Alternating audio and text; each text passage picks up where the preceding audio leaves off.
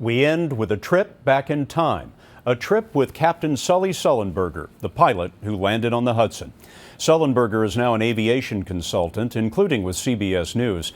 This week, Steve Hartman was his travel partner in the air and on the road. Sometimes getting there is half the fun. Good morning, welcome aboard. But this time, it will be all the fun. I'll take a mimosa. I've got them. You've got them? Of course.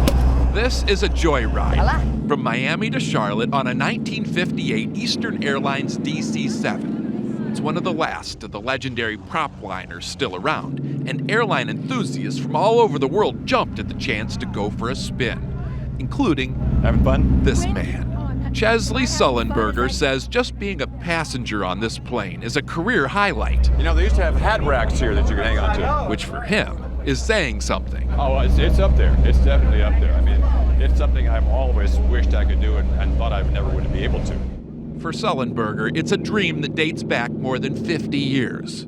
As a kid, he used to build model planes, and the DC-7 he built, just like this one, was an absolute favorite. It didn't fly, but it sure took him places.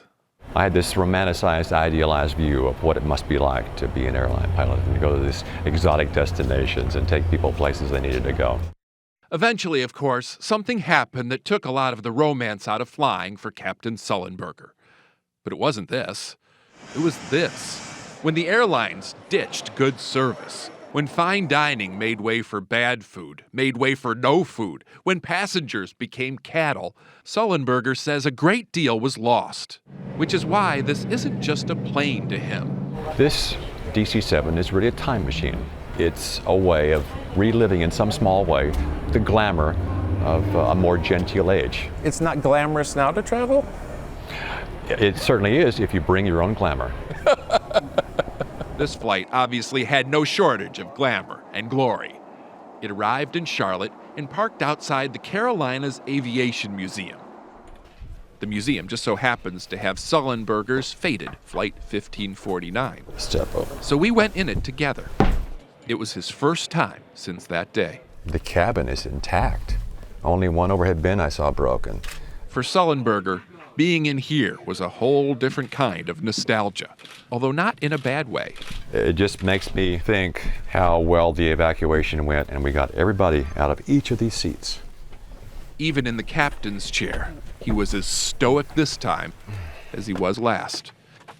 Because, he says, being here is just a reminder of how much safer equipment and procedures are today. It did its job. He says it may be nice to go back in time, but you wouldn't want to stay there. The golden age of air travel may have offered more leg room, but what really matters, especially around the holidays, are those outstretched arms. Steve Hartman, on the road in Charlotte.